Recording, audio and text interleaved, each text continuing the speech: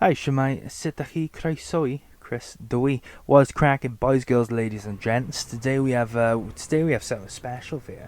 Today we have something special. It is Call of the Arcade, a horror novel written by F. Gardner. What does the F stand for? What is under the mask? Maybe F stands for Fred. Maybe it's Fred Gardner. Fernando. Maybe his name's Fanny. Who knows?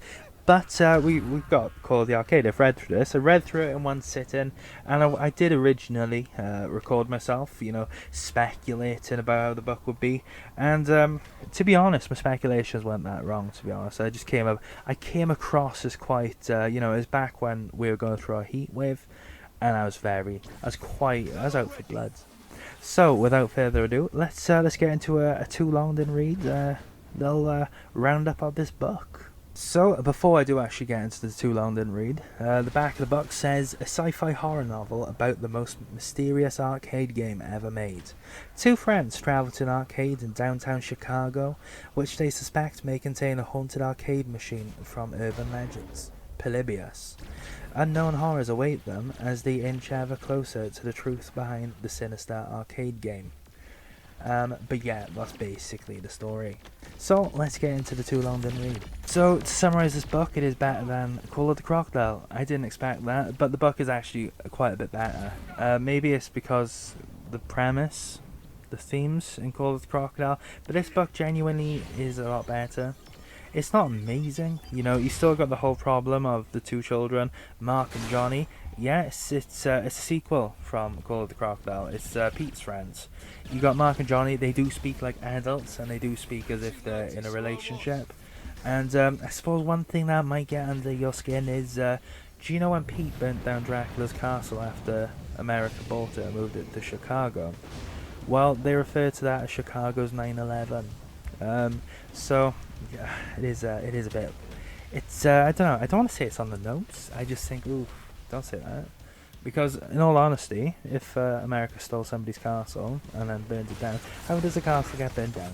Either way, I digress. Yeah, so this is the book. Basically, Johnny and Mark, they find out about the Polybius. They go out, meet Sam. Sam comes across as he's definitely on the register.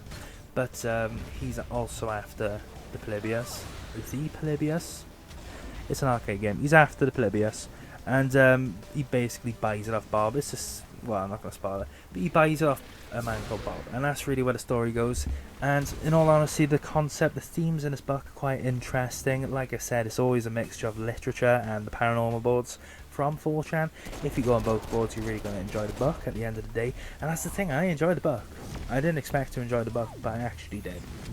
There are twists, and there's more than one twist, which I didn't expect. At the end of the day, you got whiplash from all the twists. But the book is actually alright, it's entertaining. The first one, Call of the Crocodile, I didn't really find that very good. But this one, I was dreading reading it, but it was actually quite entertaining. I enjoyed it, not gonna lie. So yeah, I suppose that's it. What else can I talk about? Obviously Sam's on the register. Mark and Johnny talk like adults, despite being, like 13.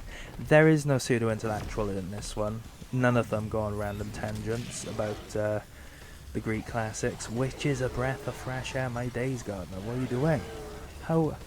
It's like he wrote Call of the Crocodile to be kind of crap, so that the rest look good. And I don't know. But yeah, that's about it for the too long didn't read. Should you get the book, and once again, it's going to come down to do you browse literature and paranormal? Do you browse these two boards on 4chan? If not, maybe not. If you're not interested in conspiracies, maybe not. If you don't know what the Polybius thing is about, maybe not. This is it, really. It's a very niche audience, and unfortunately it is a very niche audience. But that's about it. If this appeals to you, pick it up. It's actually an entertaining read. It is actually an entertaining read. I personally read it in one sitting. It's because my internet went down, and my one toxic reading trait is that I am a very, very... I will devour literature just because it's there. In Buddhist mythology, is it mythology? Where they got the hungry ghost spirits, the pretas, I believe. Are they pretas? Or am I thinking of Dalits? I think of the pretas, I think. Hungry ghost spirits who just devour. They eat as much food as they want, but can never fill their bellies. That's basically me with literature. when there's nothing to distract me, I'll just destroy books. So yeah, that is it. That is it. Should you get the book? Yeah, like I said, if you like the literature and paranormal books, go for it, man. This is actually an entertaining read. I didn't expect it. So I'm gonna leave you at that. You know, I am gonna go into the main talk about. I'm gonna talk about this book now. So let's get on to it. So, Call of the Arcade. You know, it's another one that isn't numbered. And this is the thing. I'm gonna talk about this book. I'm not gonna slag off the author, because although he does shill his book very heavily on 4chan, very heavily, and I'm under the impression that he just makes topics and talks to himself in these threads about his books. You know, aside from that, I'm not going to rip into the author. I'm just talking about the story. You know, in all honesty, like I said, I think in the last one, Gardner seems like a tidy guy. You know, his name might be Fanny, but he seems like a nice guy. He seems tidy, he seems sound. So let's talk about Call of the Arcade. So, the main premise is that Johnny and Mark find out about Polybius. It's this, I think one of them has a nightmare about it in the first page, and the dialogue's really weird, to be honest, because what is it? Let's find it. I'm just going to read the first paragraph, because heck it, you know. So, a dazed teenager screams in his bed, awakening from a night terror like some ridiculous cliched horror story. The young man sat covered in a cold sweat. Oh man, I'm too old to be having nightmares like this, anymore. The teenager thinks to himself. A thud knocks thrice at the young man's door. Johnny, you okay? The feminine voice inquires on the other side of the door. Yes, sis. I just had a bad dream. Sorry if I woke you up. So yeah, this is the bit that kind of rubbed me the wrong way. Why? You don't need to say it's a feminine voice. You could just say, you okay? Johnny's sister inquired from the other side of the door. And that's really the thing, guys. Like, if you, the dialogue always misses the mark. It's sort of uncanny. It falls into that uncanny valley of literature where it's sort of, you understand what it means, you understand what's being said, but it's like, please put down the thesaurus. You absolutely do not need to be overcomplicating things. But yeah, that is what it is. That's about it, really. You know, that's the book itself is quite good. I'm going to talk about it in order. I'm not just going to jump from the start to the middle to the end, to the back to the middle to the start.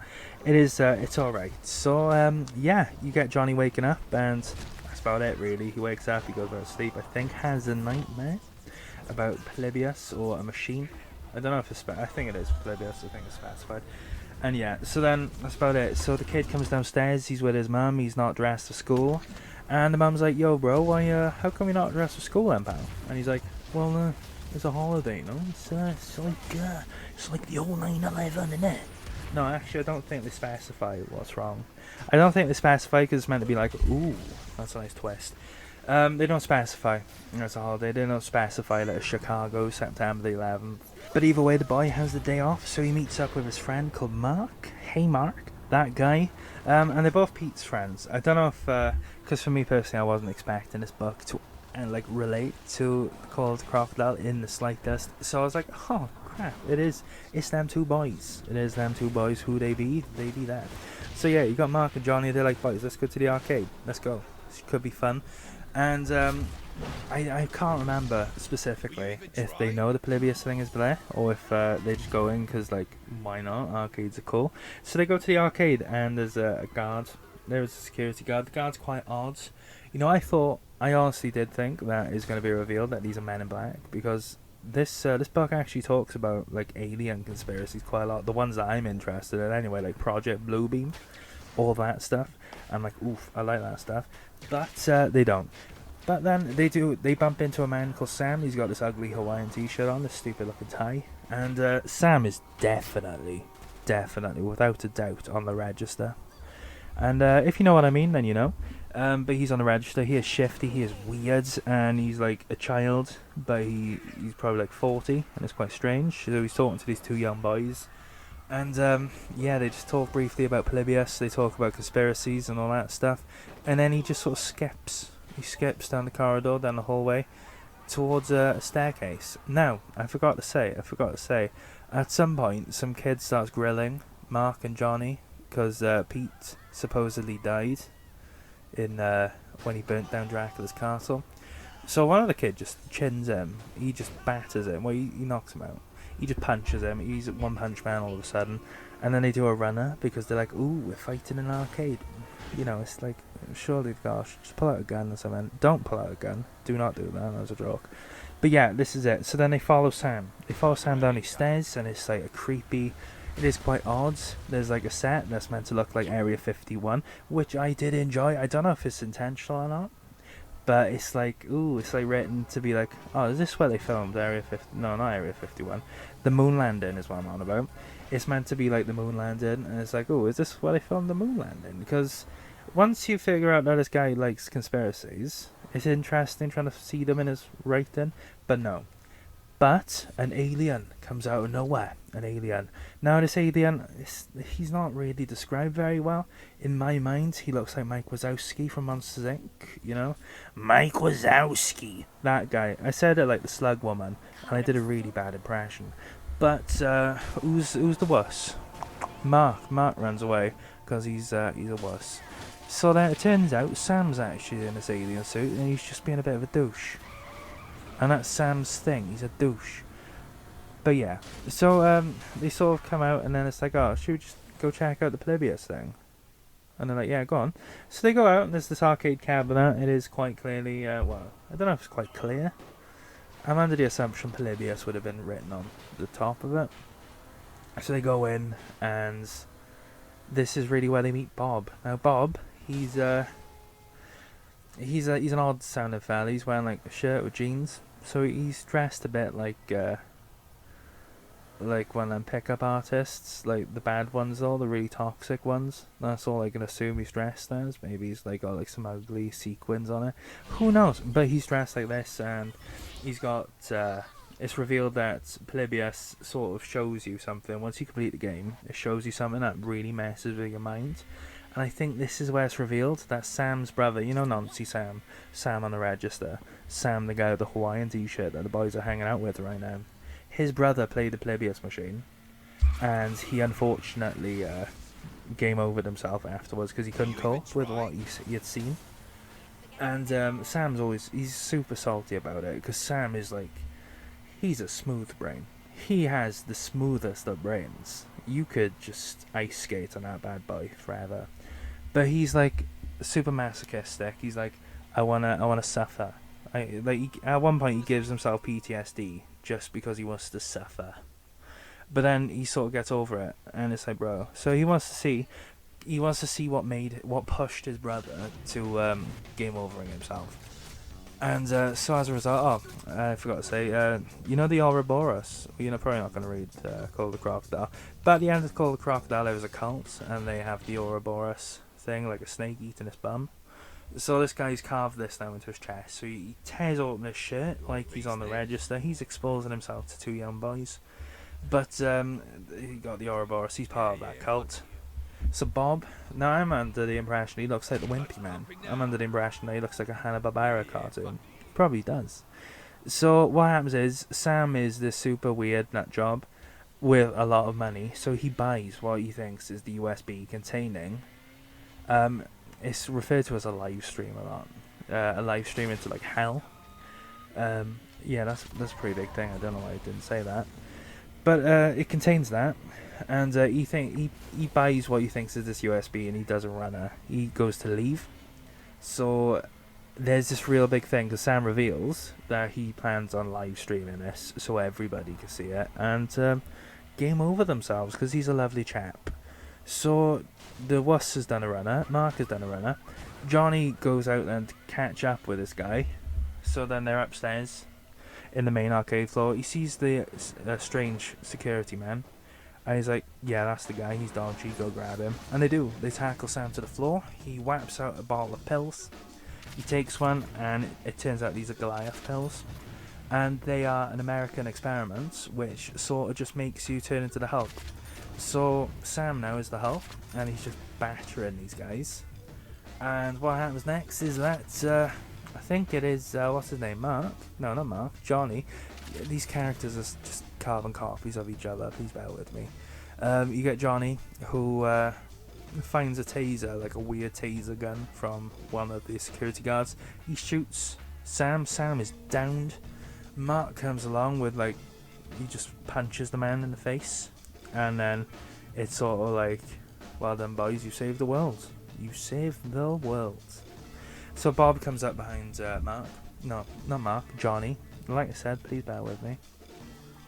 And Bob's like, yeah bro, I'm gonna reward you now. Name your price. So they're like, oh, let's go see Pete. So they go see Pete. And Pete is in like this super top secret psychiatric. You know Gotham, where he chucks all the bad guys into an asylum? It's like that, but less for bad guys. So Pete's there, they say, alright pal, how's it going? Blah blah blah. Pete isn't really important. And then they go off. And yeah, that's about it really for the first half. The next bit, you know, you got Mark and Johnny, they got a school project, they go into school. Johnny goes up first, and his entire story is about, and this is a twist, it's about how Sam comes back for them. He breaks out of, they're taking him to this asylum, so he gets out and he comes after them. Now he's dressed as a crocodile, because they're going downstairs, they play basketball. So Sam is a crocodile, he's in a crocodile mascot outfit, because obviously Call of the Crocodile. What a cracking Easter egg, my boys. And what happens is there's a school shooting, and I don't know, that was a bit weird. But yeah, Sam has a gun in the head of this crocodile. He corners Mark and Johnny. Now one of these boys, I think it's Johnny, I don't know, I keep getting them mixed up. One of them has a pet gecko, and he also has Goliath pills. So what actually happens is Sam shoots at the gecko's cage, the gecko comes free, the pills are on the floor, and the gecko eats one of these pills, and he turns into a massive lizard dragon thing. So he partially eats Sam, he chews him up, spits him out, because he's not a meat eater or something. And then the boys do a runner. They steal a key card from Sam's I don't know, because I think he's still in the costume. They take a key card from Sam that's meant to go into a bunker, because there's things in the sky or something, like UFOs, and Chicago's going to get nuked or something. It's all quite convoluted, it's hard to keep up. So then they run to this bunker themselves with this giant lizard behind them. It's like Pokemon essentially. They're in this bunker and they find a beetle who's also massive like a Pokemon. And then Sam's there, he's like, boys, there was a shortcut. I took a shortcut. How cool am I? And at this point you sort of roll your eyes because you thought this guy was dead and you kind of hoped he was. So he's like, yeah, I've pulled a sneaky on you. I tricked you, boys. And they're like, okay, why don't we just work together? And because if the world's gonna get nuked, who cares? And they do. So what actually happens then is somehow they release like this giant Pokemon fight out on the streets, because there's a giant like portal or something that's meant to be so they can talk to God, but it's implied they're actually talking to Satan, because the whole theme is hell or something. So there's this like weird Pokemon battle with a wasp and a centipede versus the giant lizard and the beetle, and I don't know, boys, it's all just convoluted. So the good guys win, and I think someone happens to Sam, he gets eaten or something by the lizard, I don't know. But then, would you believe, it's revealed this is all Johnny's school project. It's just a story. And then would you believe, you know, it plays out normally, they're like, huh, you are such a mastermind, my boy. So yeah. So it's a story, it's a false, sort of like a false lead, is that the word? I don't know, I don't really care.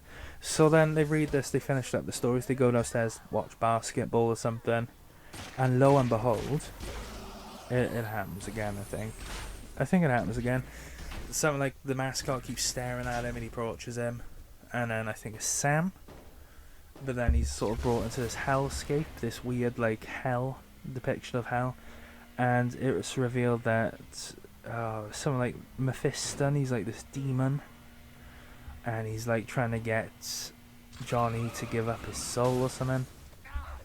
And then Sam's brother, the one who initially game over himself, he's talking down to Johnny, and he's like, the one way to win this game is to not play. So then he's like, well, I'm not going to play. And then Mephiston. The thing is, though, when it comes down to demons, I think they're meant to keep their name secret, because then once you know the name, you can tell them to go away, and they have to. So when a demon like introduces themselves by their name, you're like, well, go away, pal. And then they have to. And I think Mephiston's a colour from Games Workshop as well. But I digress. So, yeah, that's basically a condensed version of what happens there. And then the twist is, Johnny's just standing at the Polybius machine. Half the story didn't even happen. And I thought the twists were quite good. They're quite interesting. It's just a shame it was like twist after twist after twist. I got whiplash. I think my head did like a full like 360. I felt like an owl. But yeah, the story's actually quite good. I forgot to mention Sam is drawing these weird pictures. He starts off as a child, he draws a picture, and it's meant to be a very vivid, I suppose, depiction of the hellscape described to him by his brother before his brother game over himself. So he shows this picture to people, and it causes people to game over themselves. It's like an SCP, because let's be real, if you know about this book, you know what an SCP is. It's basically creepy pastas, but I think copywritten on it. So it's an SCP kind of thing. It makes you game over yourself. So he's just showing people this thing because he thinks he's edgy.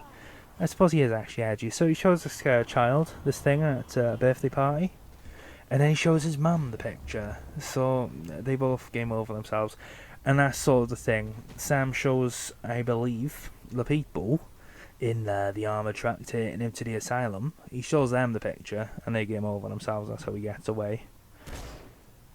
And yeah, the book is actually just nuts. It is really entertaining. I really enjoyed it. But yeah, that's about it for the story, I think. So let's go on to the conclusion. So before I actually deliver this conclusion, if you want to see me do Call of the Kappa, I believe it's the third book in the series. Hit me up with 2 likes. 2 likes, and I'll do Call of the Kappa. I might do it anyway, depending on how I feel. But yeah, let's get into this conclusion.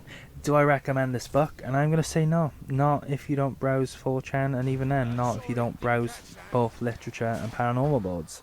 Because what it comes down to is a very, very small niche. And yeah, even if you just browse the literature board, where this book series gets shilled very hard, if you're not at all interested in any of the paranormal stuff, you're only going to get half the book. What is Project Bluebeam? Like, they don't explain in the book. It's just sort of like a nudge, nudge, wink, wink. If you know what it is, it's like, well, yeah, that sounds cool. But if not, you're like, cool, I don't know what that is, bros. And this is really the thing. Polybius, I think it's like one of them big, like, normie tier conspiracy theories. You might get that, even if you don't browse paranormal. But once again, you know, you need to browse both boards to sort of get the full experience, and if you don't, then the experience isn't worthwhile enough, I don't think. The book is entertaining, but that's because I sort of got all the paranormal stuff. But if you don't get it, then no, don't get the book, you know. If you're really dedicated to the memes and you just want to meme post on Lit with pictures of the book with like doing the gotcha and the same kind of thing, go for it, man. But personally, I don't think the book is. It is actually objectively better than Call of the Crocodile. The writing is improved, the dialogue's improved. But do I recommend the book? I can't say. I can't say, guys. No. I can't say to buy the book. Don't get the book. You know, you'll go into literature and people will be like, oh, Gardner is the next Stephen King. His books are legendary. If you don't buy them, you're a smooth brain. And I honestly think it's just Gardner talking himself up, you know. I'm not going to hate on the guy, because to be fair, he's pumped out a lot of books. And he clearly just enjoys writing. But don't fall for the memes, obviously. If I've told you to look up a review with like a cheeky wink face at the end of it, you know, I've got you. But yeah, do I recommend the book? And I'm afraid I can't say yeah. I can't say yeah. I gotta say no, guys. Unless you're dedicated to the meme, don't get the book. I don't really know who the well, I do know who the audience is, and I think the audience is literally just people who browse both boards that I've been on about in this review. So yeah, there's not a whole lot else to say, guys. So like I said, if you want to see me do a review on, a chat about Call of the Kappa, I believe it is the next book in the series, hit me up with 2 likes. Don't be afraid to subscribe. Don't be afraid to comment. And that's about it, guys. So I hope you take care. I hope you have a lovely week. I do hope you're here for the next video, I suppose. Does that mean I am going to do Call of the Kappa? Who knows?